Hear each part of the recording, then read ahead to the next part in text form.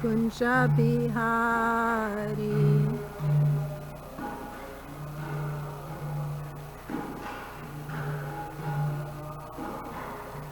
Jaya Radha Madhava Kunja Bihari. Jaya Gopi Jana Vallabha Girivara Hari. Jaya Gopi Jana Vallabha Girivara. Jaya Gopi Jana Vallabha Girivaradhari. Jaya Gopi Jana Vallabha Girivaradhari. Yashodanandana Braja Jana Ranjana. Yasodanandana Braja Jana Ranjana. Yashodanandana Braja Jana Ranjana. Yasodanandana Braja Jana Ranjana. Jamuna Tira Vanachari. Natira Vanachari. Jamuna Tira Vanachari. Yamuna Tira Vanachari. Jaya Radha Madhava Kunja Bihari. Jaya Radha Madhava Kunja Bihari. Shri Radha Madhava ki jai. Jai. Bhagavatam ki jai. Om Namo Bhagavate Vasudevaya. Om Namo Bhagavate Vasudevaya. Om Namo Bhagavate Vasudevaya.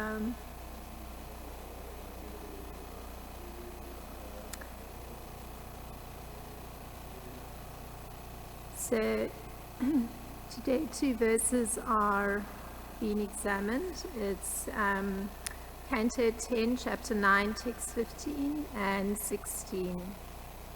So somehow text 16 was put on the board, but it's the verse that doesn't have a purport. So my preference is actually to chant text 15.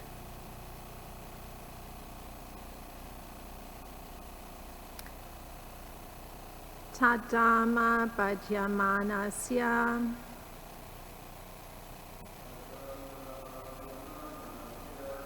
Svadbhakasya Kritagasaha Tvanguloman Abhutena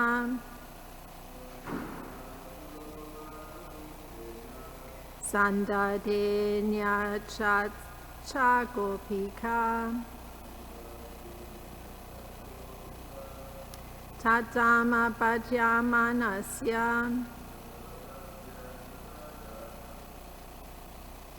Svadbhakasya Kritagashaha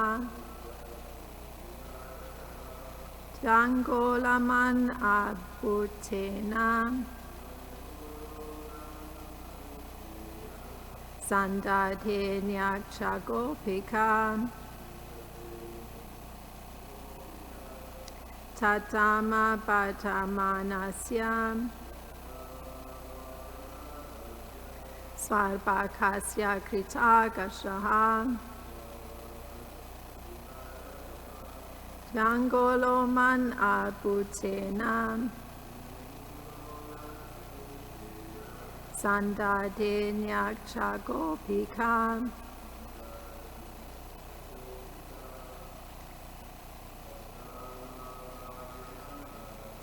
Tadama Bhajyamanasya Svadbhakasya Kritagashaha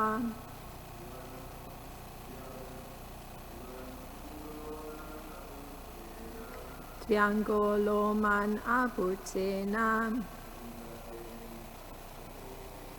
Sandade Nyakchagopika. So I'll read the next text too, and then we'll come back to the word for word. Text 16. Yada tadapi nyanam tena yad api sandade tadapi dvyangulam nyuman yad aduta bhakanam. And coming back to text 15, the word for word. Tadama, that binding rope. Bhajamanasya, who was being bound by Mother Yasoda. Svatarbakasya, of her own son. Krita Agasaha, who was an offender. Dviangula, by a measurement of 2 inches. Anam, short. Abut, became. Tena, with that rope. Sandade, joined. Anyacha, another rope. Gopika, Mother Yasoda. Ata, oh, sorry, it looks like I invented something there. Okay, so the translation for text 15.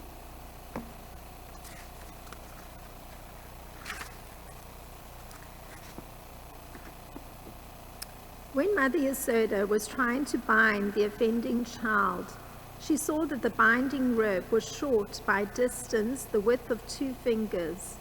Thus, she brought another rope to join to it. Purport by Srila Prabhupada. Here is the first chapter in Krishna's exhibition of unlimited potency. So Mother Yasoda, when she tried to bind him, the rope was too short. The Lord had already shown his unlimited potency by killing Putana, Sakatasura and Trinavata. Now Krishna exhibited another vibhuti, or display of potency, to Mother Yasoda. Unless I agree, in quotation marks, Krishna desired to show, quotation marks again, you cannot bind me, close quotation marks. Thus, although Mother Yasoda, in her attempt to bind Krishna, added one rope after another, ultimately, she was a failure. When Krishna agreed, however, she was successful. In other words, one must be in transcendental love with Krishna, but that does not mean that one can control Krishna. When Krishna is satisfied with one's devotional service, he does everything himself. Seven mukhe hi jinadal mayam esha spurati adaha. He reveals more and more to the devotee as the devotee advances in service. Jinadal, the service begins with the tongue, with chanting and with taking the prasad of Krishna. In the verse that's quoted here, Tata Shri Krishna Namadi na Babet Grayam Indriya Sevan Mukhe Hi Jivadal Svayam Eva Spurati Ada. That's from Bhakti Rasamrita Sindhu 12234. And text 16, the translation. This new rope also was short by a measurement of 2 fingers, and when another rope was joined to it, it was still 2 fingers too short. As many ropes as she joined, all of them failed. Their shortness could not be overcome. Gananjana Shalakaya Chakshuri Militam Yena Tasmai Shri Gurave Namaha.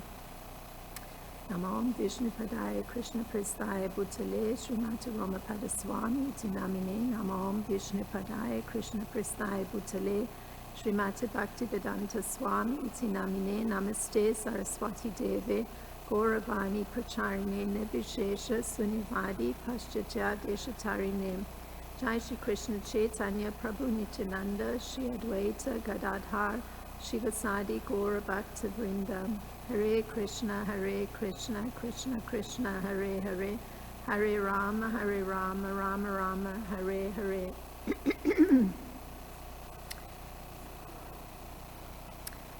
Srila Prabhupada's quoting a verse from Bhakti Rasamrita Sindhu and of Srila Rupa Goswami, and to allow for a beginning examination of one statement that really jumped out from the purport for me by Srila Prabhupada, and these are his words: one must be in transcendental love with Krishna.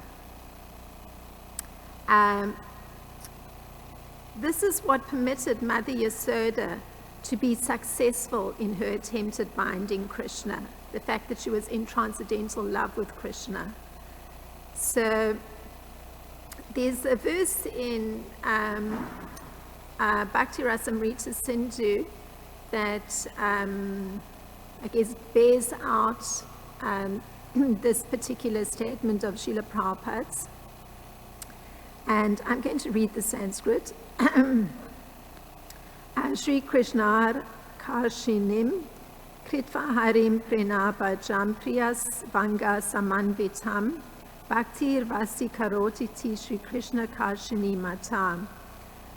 So worshipping Hari with pure love makes, this is the translation, makes him equally enchanted with the worshipper. So something of this mutual enchantment is a very significant aspect of this exchange between Mother Yasoda and Lord Krishna. So we can consider that somebody with bhakti can attract Krishna. And indeed, Yasoda was able to bind her child by her love, because that's the statement coming from Srila Rupa Goswami, that there's mutual enchantment. So it would be very simple for Mother Yasoda, just because she actually has love, to be able to bind Lord Krishna. And Srila Vishwanath Chakravarti Thakur, he states that even though she could bind him by her love, and even though the size of her lap was small, still there's one very significant point, and that this small form of this boy was all-powerful. So this is what's actually illustrated in the two texts that we read today. So even though we're reading the rope is too short, the point is that Krishna is all-powerful. So this teeny baby is all-powerful. And continuing from Srila Vishwanath Chakravarti Thakur, these are his words: when Mother Yasoda was trying to bind the offending child, this is coming from the translation of the verse. When Mother Yasoda was trying to bind the offending child, she saw that the binding rope was short by a distance the width of 2 fingers. Thus she also brought another rope to join to it. So somehow the rope could not contain or bind the Supreme Personality of Godhead. So if one considers this all-powerful boy that Mother Yasoda is attempting to bind her child, one can consider the particular categorization that Krishna provides. So I'm taking a huge step back. So Krishna puts it this way: there are 2 classes of beings, the fallible and the infallible. In the material world, every living being is fallible, and in the spiritual world, every living entity is called infallible. So this is Bhagavad Gita 15:16. So, we're considering. And he goes on making clear his powerful position, because this is what we want to understand. And this is how Krishna puts it. Besides these two, meaning the fallible and the infallible, there is the greatest living personality, the supreme soul, the imperishable Lord himself, who has entered the three worlds and is maintaining them. So Krishna, categorizes two categories of living entities, and then there's himself. So I'll read the Sanskrit because that's from Bhagavad Gita 15:17. Uttama Purushastvanya Paramameti Adarhita Ya Lokatrayam Avishya Babharti Abhyaya Ishvaraha. So he's in a separate category all on his own, and he explains this. So, as Srila Prabhupada explains, the innumerable living entities, some of them fall into this category of being fallible, meaning that they're subject to material laws. So they function under laws and their particular nature that's interacting with the material way of being. And some living entities are liberated from being in this kind of material way of being. And they're actually in harmony with Lord Krishna's creation. So they're not in this situation of trying to be oblivious of the position of Krishna, but rather the liberated persons are harmoniously cooperating with Krishna.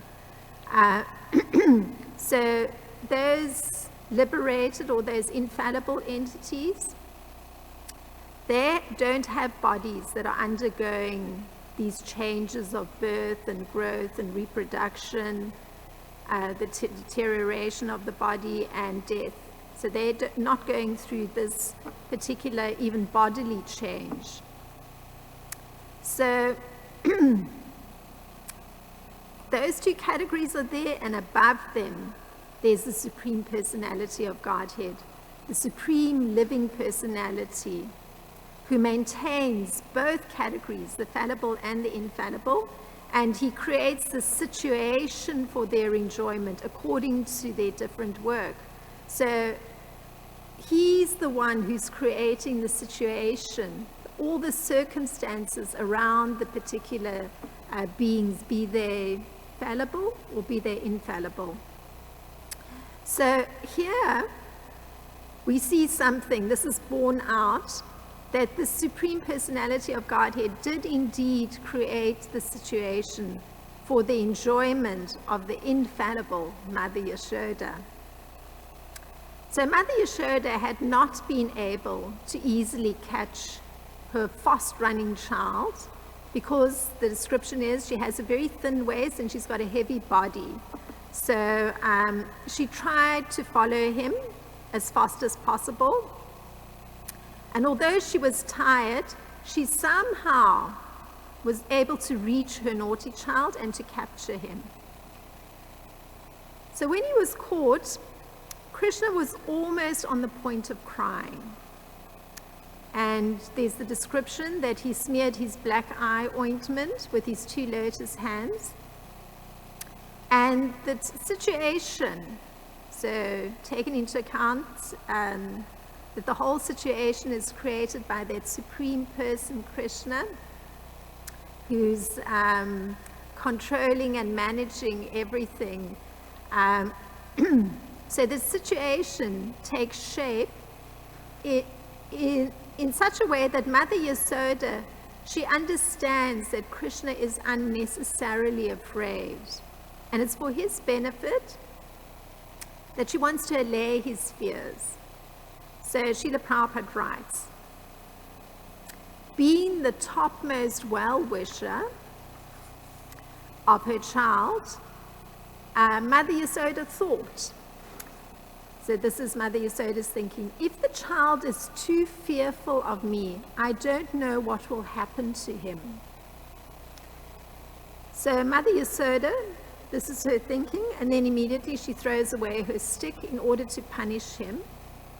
As she had been thinking to bind his hands with some ropes. So it's interesting, in the fallible category of beings, it's not uncommon for parents to attribute their child's misbehavior to a variety of unlikely sources. So this is the category of infallible beings, which we're familiar with. So we'll find parents saying something like, my child, so-and-so, whatever the name of the child is stubborn because she got that from her mother. So this is very common. This is in the fallible category of beings. This is how some misbehavior will be interpreted. So, you could say that there's individual temperament, the mode of being, that naturally comes with the child coming into the material world.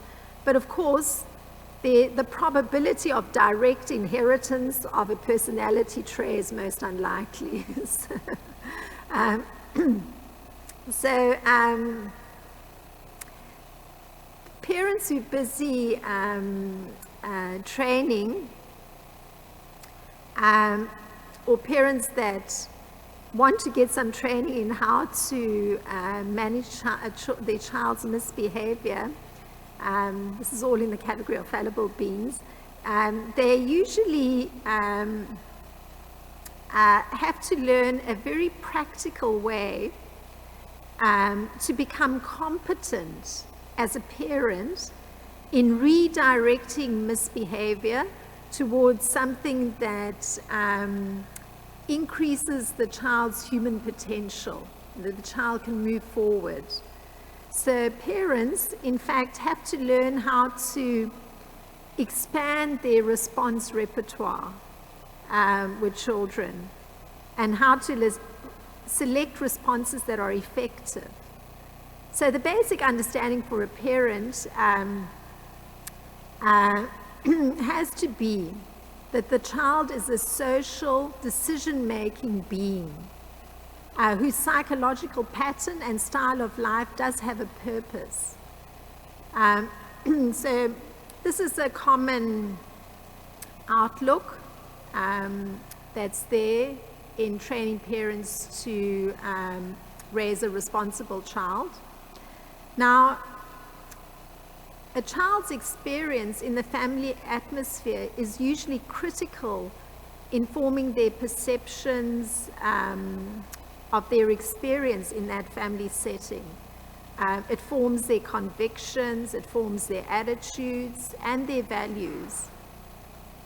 And these get reflected through the lifestyle as a characteristic response to the situation. So we can see that anything that the parent does is very critical for the future of the child, because it affects their convictions, it affects their attitudes, and they will respond to life situations in a particular way then, because these convictions and these attitudes are formed in their dealings with their parents. So Mother Yasoda, falling into that infallible category, so the perfect mother, she has an understanding of how experience can form attitudes and values. She could understand that Krishna was unnecessarily afraid. So, being the perfect mother, she acts for his benefit because she tries to allay his fears. So, Srila Prabhupada writes in Krishna book, this is him writing, quotation, she did not know it, but it was actually impossible for her to bind the Supreme Personality of Godhead. Mother Yashoda was thinking that Krishna was her tiny child. So she didn't know that the child has no limitation. So remember, he's in that third category. He's the only occupant of that third category of being.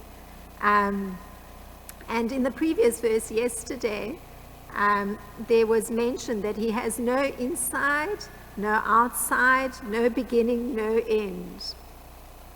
He's unlimited and all-pervading.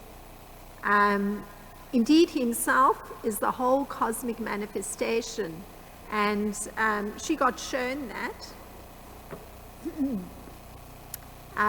So taking into account that the temperament or nature of an entity is there when the entity takes birth. In the case of Lord Krishna, in his appearance, he's that same being. The whole of the cosmic manifestation is within in him. So that can't be concealed, and Mother Yashoda just got exposed to it. Now, Srila Vishwanath Chakravarti Thakur, he gives insight into child Krishna as a social decision-making being, because this is an important aspect. The particular entity is looked upon respectfully, and one understands that a child makes a decision too. So Mother Yashoda looks upon him as that social decision-making being, and Srila Vishwanath Chakravarti Thakur gives what Lord Krishna's thoughts are. So these are Krishna's thoughts. I cannot be bound up because I must do my daily duty of stealing yogurt and playing with my friends. So this is why Krishna, this is the decision he's making. I cannot be bound up because I have to perform my duty of playing with my friends and stealing yogurt. So these are his duties, as he views it. So social being, decision-making being, it's there. And so you could say that Lord Krishna as a child is highly goal-directed. Indeed, you could say that it's a value that Krishna holds. And we hear in Bhagavad Gita something of the values that Lord Krishna holds, because he tells Arjuna, he says, "O son of Pritha, there's no work prescribed for me within all the three planetary systems, nor am I in want of anything, nor have I need to obtain anything, and yet I'm engaged in prescribed duties." So as a small child, he's seen it as his duty to play with his friends and to steal yogurt. So that was Bhagavad Gita 3:24, where Krishna explains his position and something of the value he holds. And I'll read that because it's kind of relevant to this discussion. Na me partasti karavyam trishu lokeshu kinchana nanavaptam abaptavyam vata eva chakarmani. So why Krishna has no duties to perform, it's explained by Srila Prabhupada. And Srila Prabhupada gives two amazing quotes from the Svetashvatara Upanishad. So here's one of them. He does not possess bodily form like that of an ordinary living entity. There's no difference between his body and his soul, and he's absolute. All his senses are transcendental. Any one of his senses can perform the action of any other sense. There's no one greater than him or equal to him. His potencies are multifarious, and thus his deeds are automatically performed as a natural consequence. So this is a description of the unique position of Lord Krishna, the unique category that he falls into. And indeed, we see that there's this potency that's operating in this pastime. Krishna's Vibhuti Shakti, it's the power to show or reveal his opulence. And this Vibhuti Shakti, this power to reveal his opulence, which was displayed in that past time where he revealed the whole cosmos within his belly when Mother Yasoda opened his mouth. Right now, that same Vibhuti Shakti is inspired by his Satya Sankalpa Shakti, which is the power to fulfill each and every desire of his. Suddenly, this is entering his body at this moment in time, as per Srila Vishwanath. So the consequence of these two Shaktis or potencies is such that the rope remains 2 fingers too short, no matter how many ropes Mother Yasoda ties together. So this means, just based on the description in the Svetashvatara Upanishad, that his potencies are multifarious and that his deeds are automatically performed as a natural consequence.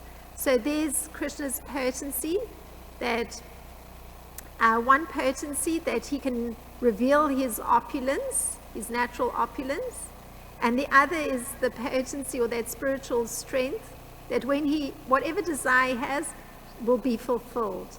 So the deed is automatically performed, his power to show his opulence.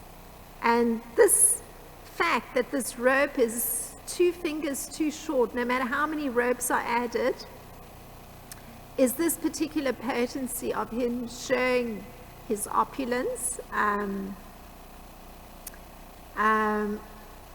So we read the description. This new rope also was short by a measurement of 2 fingers, and when another rope was joined to it, it was still 2 fingers too short. As many ropes as she joined, all of them failed. Their shortness could not be overcome. So we're getting, just by Krishna's desiring to show his opulence, this was happening. It couldn't be overcome, that those 2 fingers shortness of rope, it just couldn't change, no matter how many ropes were added. So, and this is operating just by his spiritual strength, just his desiring it that way. Because remember that what's of concern to him is to perform his duty, to go and play with his friends and to steal yogurt. That's where he's operating from. So his spiritual strength then doesn't allow for the ropes to ever come together. So Krishna is one who has nothing to achieve within the 3 planetary systems. That was what he himself has said. And hence, he doesn't actually have a duty. Because usually one has to perform duties because one needs to achieve something. So one may have a duty, let's say if it's a child, to study and complete one's homework because one has to pass that grade. Or as an adult, one may have a duty to go and perform some work that will bring an income because that will maintain one's house, or provide food stuff and care of one's children. So, but in Krishna's case, he doesn't have anything to achieve. So hence he doesn't have any duty. Everything's in order. And Srila Prabhupada puts it this way, it's a very hard concept to understand actually. He does not do anything that violates the revealed scriptures. Because, immediately one thinks of if duty is not performed, there's disturbance. Either, one's children will starve if one fails to perform one's duty, or a child will fail their grade and have to remain in the same grade if they don't perform their duty. So, Srila Prabhupada particularly says that Lord Krishna doesn't do anything that violates the revealed scriptures. So he's actually adhering to a standard of proper behavior, proper moral conduct, and in fact, his fulfilling his desire through this potencies, the Satya Sankalpa Shakti, it serves to illustrate further that the Supreme Lord is the controller of all other controllers. And he's the greatest of all the diverse planetary leaders. This is from Svetashvatara Upanishad, the second quotation that Srila Prabhupada gives to explain something of Krishna's position. Everyone is under his control. All entities are delegated with particular power only by the Supreme Lord. They are not supreme themselves. He is worshipable by all the demigods and is the supreme director of all directors. Therefore, he is transcendental to all material leaders and is worshipable by all. There is no one greater than him, and he's the supreme cause of all causes. So that's Svetashvatara Upanishad 6-7. So it's a huge description of this the only person in that category that exists is Krishna. Everybody else is falling into the fallible and the infallible category of entity, but here's Krishna. It's his own category. So he is controlling every other controller, be it in the category of fallible beings, in the category of infallible beings. And he's the greatest of all the leaders. It doesn't matter which planet it's on. So spiritual world, material world, he's the greatest of all leaders. And in fact, everybody's under his control. And even persons who are not recognizing his control and be they in a position of leadership are under his control because he's the one who's actually giving the particular power by which they're operating. So it's very extraordinary. He's in a very unique category. So the goal of Krishna's misbehavior, which is what we're looking at here, it isn't the same as some child that falls into the category of fallible human beings, because such a child may perform misbehavior, attention getting, that might be the motive or the goal, may even be a struggle for power with the parent. It could even be a desire to get even, like, a little angry with the parents, so it does something wrong. Or even sometimes a child will create a show of inadequacy that they can't do something. So then the parent has to step in and do something. There's, one often thinks of particularly little girls who will attempt to control their mother and cry that they can't dress themselves. And then the mother has to take all the time to dress the child. So the child actually is kind of got somebody enslaved to them in some sense, because there may be a capacity to do that. But this is again that kind of functioning of a child in the fallible category. So rather, the interaction that's highlighted here with Mother Yasoda and Krishna's misbehavior is Mother Yasoda being the perfect mother. So she makes that relationship with her child the first priority before anything else. So in a kind of situation where there's, the fallible category of beings, we find that a parent may want to be right.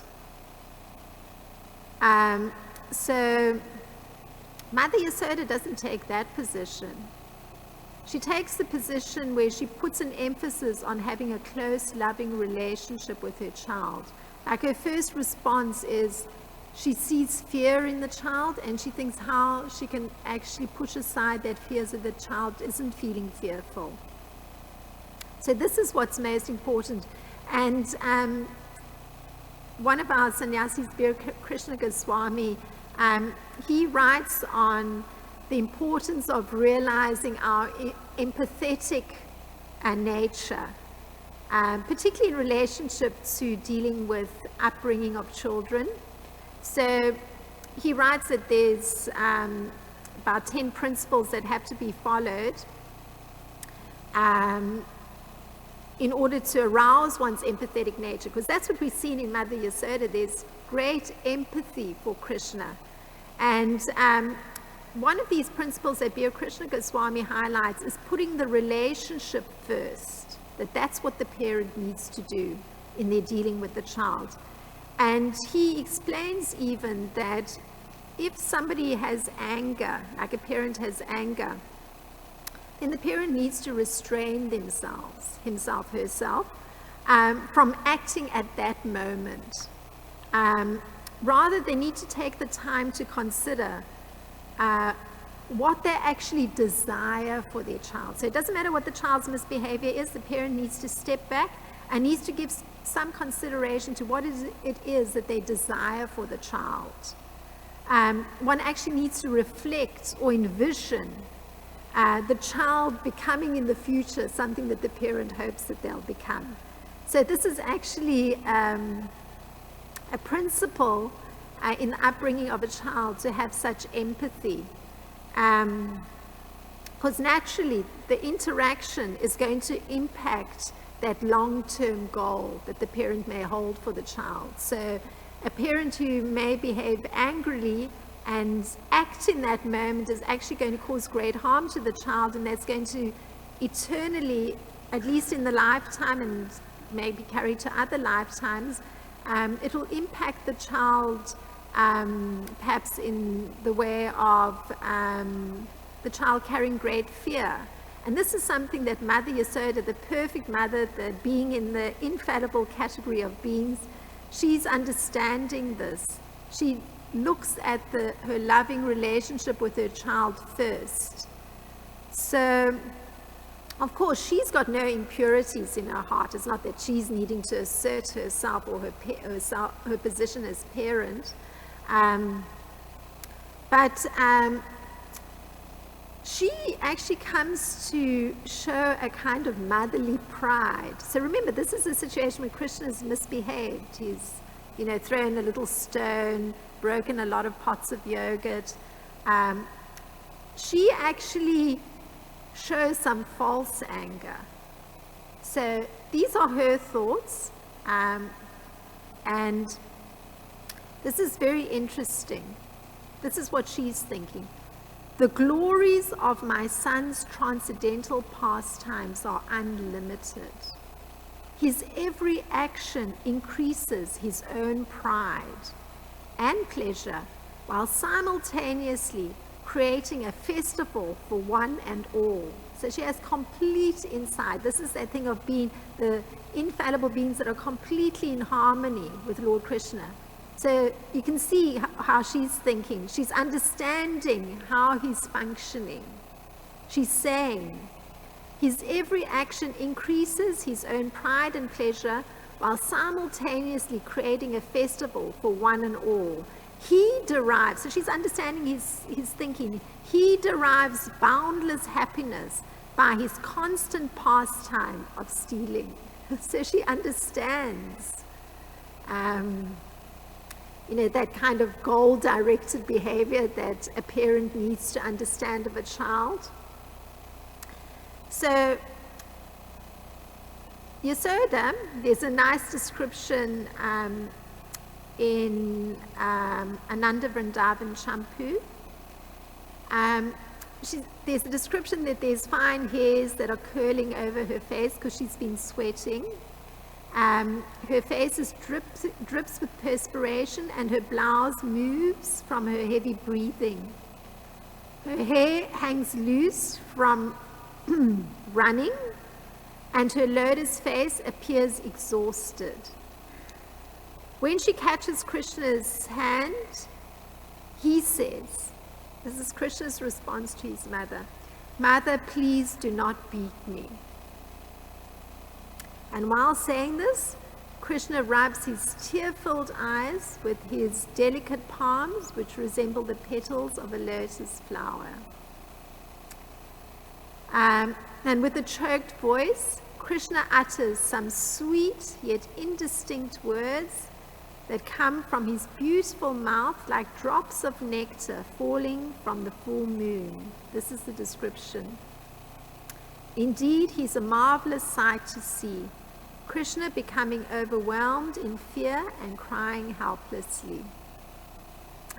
And Yasoda thinks, if I do not bind him immediately, he may run away into the deep forest. So this is her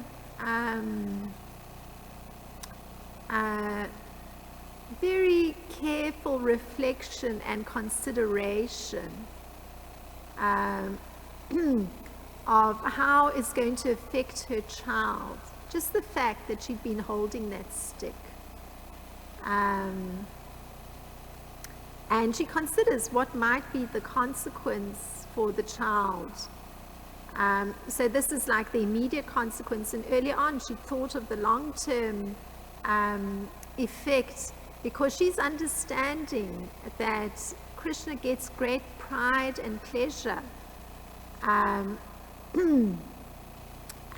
boundless happiness by his constant pastime of stealing. So she understands that.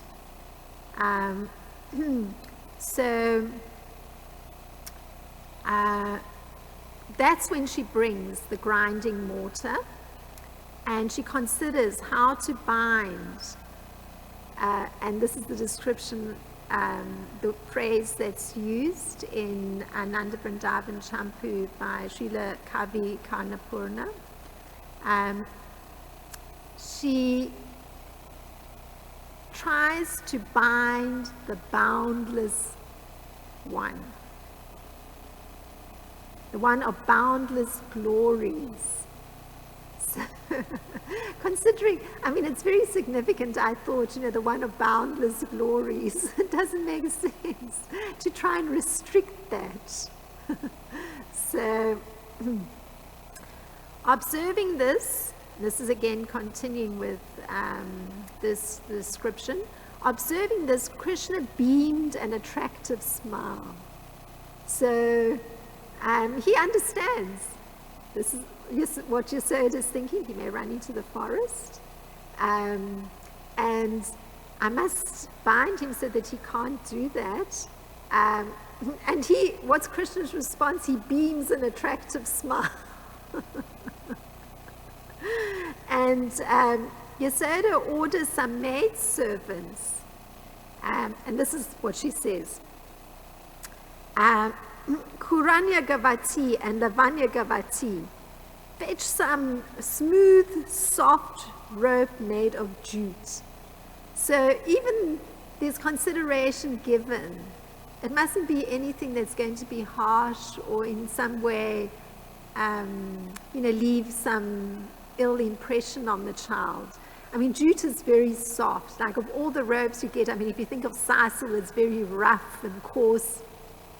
Like that's the common rope that's used for things you don't care about. But she's using the most softest rope. It's got to be a jute rope. So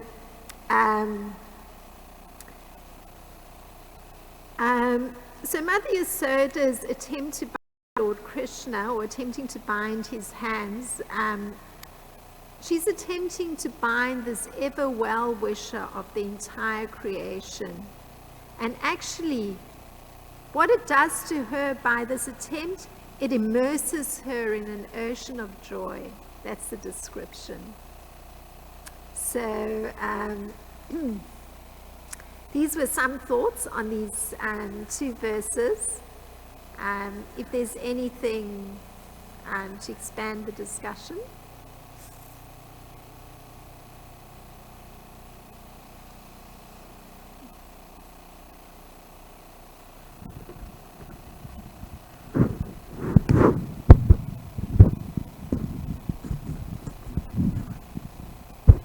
Hare Krishna. Thank you, Mother Krsnarcana Masaji. Thank you for your class. You made a lot of nice points and expanded on the verse, which essentially the verse was saying that Krishna's in control. And you were mentioning that Krishna's the controller of all controls, and we see all conflicts. All conflicts in this material world is because of a struggle of who's in control. And a few points, comments, and maybe you can answer one question I have at the end. One thing I appreciate about Krishna is that why is he always smiling? Because he's in control. Everything is always going to go his way. Why are we not always smiling? Because we're not in control. Everything doesn't always go our way. So that's an indication that we're not in control. If we were in control, that means we'll be smiling all the time. And so when it comes to control, my favorite story regarding that is my favorite story in chapter 89 of the Krishna book, where there was a debate of who's in control. Is it Brahma, is it Vishnu, or is it Shiva, the Guna avatars? So then they appointed Bhrigu Muni to test all three of them to see who was actually in control. Bhrigu first tested his father by ignoring him. And naturally, when people ignore us, we become infuriated. So same with Brahma. When Bhrigu ignored Brahma, he became infuriated. Then Bhrigu said, okay, you're not in control. So then he tested Shiva. He insulted Shiva. Naturally, when people insult us, we become furious. Same with Shiva. Shiva wanted to kill him. He did it because Mother Parvati prevented Shiva from doing so. So Bhrigu said, you're not in control. So then he went to go test Vishnu by kicking him in his chest. And Vishnu did something what we wouldn't do. He started glorifying Bhrigu Muni. My dear Bhrigu Muni, I hope my hard thunder-like chest didn't hurt your soft lotus feet. Great sages like you can purify even the places of pilgrimage. Please forgive me for not properly receiving you when you came into my home. How may I serve you? What? Who responds like that? So Bhrigu Muni, this reaction from Vishnu actually brought tears to Bhrigu Muni's eyes, actually. And he concluded that Lord Vishnu, you are the supreme controller. Why? Because although Lord Brahma and Lord Shiva are known all over the universe as great controllers, he saw that they were being controlled. What were they being controlled by? Anger and rage. Whereas Lord Vishnu was the controller of anger and rage. There's a nice quote that says, anger is an emotion for people who wish to control others while simultaneously failing to control themselves. And a few other points before I ask my question is that in chapter 7, verse 14, Prabhupada mentions that another meaning of guna is rope. And he says we're tied down by the ropes of illusion. And we see that if somebody's tied down or shackled, the difference between a free person and a slave, in other words, is that a free person is happy and a slave isn't. And so we see that Shiva and Brahma in this pastime, they were unhappy. Why? Because they were shackled by anger and rage. So sometimes in the material, people say, I'm in control. Then when a beautiful girl walks by, she's the supreme controller. And this also goes to the point of leadership. The tendency is that we see in the scripture so many times somebody will take a position of leadership and they'll scream at their subjects, I'm in control, I'm in control. And then they're demoted. Why? Because they're controlled by lust. What happened to our leader? Or not only that, but we see that sometimes there's a conflict of power. And somebody may say, oh, where's our leader? Where's our leader? Where's our controller? He couldn't make it today. He was controlled by diarrhea. He'll be out for a couple weeks. The diarrhea was his supreme controller. So we see on the battlefield of Kurukshetra, Krishna never stopped the battlefield. He never told Arjuna, sorry, Arjuna, where's a porta potty? I'm controlled. I thought you were the supreme controller. So it says in the Ishopanishad, Krishna, he's not embodied. He doesn't have veins. He's not controlled by this. And we see that even if you're not controlled by lust, you're controlled by your health. So in other words, even if Krishna isn't the supreme controller, we have to be humble. Who cares? There's so many other controllers in us. Lust, anger, greed, diarrhea, bowels, urine. There's so many controllers superior to us, even if you're atheist. So that's one point I like to explain to people who may be a little skeptical. How do you know Krishna's in control? And so my question goes to the point of maybe you can answer this question where Prabhupada mentions in a purport that I really appreciated. He says, one must be in transcendental love with Krishna, but that does not mean that one can control Krishna. And so the reason I appreciate that is because just like if a leader is removed, a bogus leader is removed from a position, and somebody else comes, they may be thinking, oh, I'll be a better leader. And they may be conscious wise. They may be actually more devotional in love. But that does not mean that they'll acquire more followers or be a better leader if Krishna doesn't sanction it. And so, Kali Kaleta Dharma Krishna Nama Sankirtan Krishna Shakti Vina Nahe Tara Pravartana. Only by Krishna Shakti is one successful in one's endeavor. So Krishna can make a prostitute successful or a prostitute hunter like Bilva Makazar successful, and he can make a celibate leader unsuccessful. And naturally people categorize success and failure by how many people they are able to bring to Krishna consciousness, which the crowd. So if we use that external example, of course that's not the real example, then Krishna can make a prostitute hunter successful. So my question is how important is it for us when we're especially given the opportunities, because we're all maybe given an opportunity to take a leadership position to a greater or lesser degree, how much important is it to be humble, like, actually this person may have been removed from position because of, he's struggling in his Krishna consciousness. I wish him well though. But that does not mean we'll be more successful than he is in bringing people to Krishna consciousness. And how important is it to develop this humility? Krishna, please help me, not that I come in, I could bring more people in because they failed and, I'm feeling good about myself. In other words, what are some steps we can move forward to not feel so good about ourselves when somebody else is removed because of their low character? So maybe you could, I don't know if you understood my question, but maybe you could explain some of that. Yes.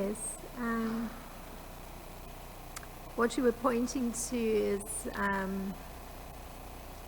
that one's estimation of oneself can shoot up when one does a comparison with somebody else, particularly if the other person has now fallen from their position. That could act even as a kind of boost to oneself. Yeah. So your question was, I guess how to go past or circumvent that kind of way of seeing things, because you spend a lot of time highlighting that actually anger in particular acted as the controller of a person, as could some sort of disease or their attraction to the opposite sex. All sorts of things were actually controlling their functioning. So if it's controlling one's functioning, the need to boost one's ego, the picture one holds of oneself based on somebody else's misfortune, then it's what's called for is, I guess, precisely what I guess I was putting an emphasis on, and that was taking a moment to reflect. It's really necessary to reflect on what is it that is the source of one's strength. It can't be a source of strength, somebody's misfortune, because that's very external. One's source of strength has to come from something internal, and what you read from Srila Prabhupada was something that I started the class with, and I know you missed it, so it's so interesting you brought that up. That was precisely the verse, the little section that had struck me, that it was by transcendental love that one controls Krishna. So if the person who's in their own category, the supreme person, can be controlled, how he's allowing himself to be controlled is by the love of someone. So that is, one could think, oh, is that a position of weakness for him? Because, different things can control one. It actually ends up being a position that he's aware of, that could be a source of weakness. And there's, I don't know a particular verse to quote, but Krishna is very, and I think in Srila Rupa Goswami's Bhakti Rasamrita Sindhu, he covers that point that Krishna is very reluctant to bestow this blessing of pure love on a devotee, because he knows now he's actually going to be subservient to that love. So it just shows what extraordinary character a person has to have for Krishna even to bestow that pure love on the person, because it's coming from him. Any empowerment is coming from him. So he's cautious. So in the same way, one needs to be very cautious of those, I guess, impurities in the heart that can control one. Because, and the way of being cautious is to reflect. So even recognizing, oh, I'm actually, feeling boosted because of somebody's misfortune, that is actually reflecting. So one's doing the right thing, one's reflecting, oh, just see, this is how this is making me feel. So one's doing the right thing, and then with the reflection, one has to consider what one's action is going to be. So, and that's the important part, because that's what Yasoda did. She reflected. She reflected that for her son, it's a source of continuous happiness. And in fact, any action he does is like a festival for everyone. So for him, it's a source of continuous happiness to be stealing yogurt and butter. She understood that. So that kind of, that influenced then what her action was going to be. The action she was going to take was going to be one where she's putting the relationship at the forefront. So in the same way, one puts the relationship one has with Krishna in the forefront of how one deals with those impurities that could control one. So the relationship with Krishna comes to the forefront. That's what one puts an emphasis on. So when one does that, one's higher nature comes to the surface. The one, just like you've done, one reflects on, what it is that was making one feel good, and then one thinks, I have a relationship with Lord Krishna, and so rather let me actually perform the action that would actually be very pleasing to Lord Krishna, that would bring him happiness. So what would bring him happiness is for me to actually, just spit at this thought that I'm having, like spit at it. It's not even to be entertained, and actually just focus on how I can actually perform some service to him. And one can choose then what service one's going to perform, but redirect one's thinking. So, but spit at the impure thoughts. So,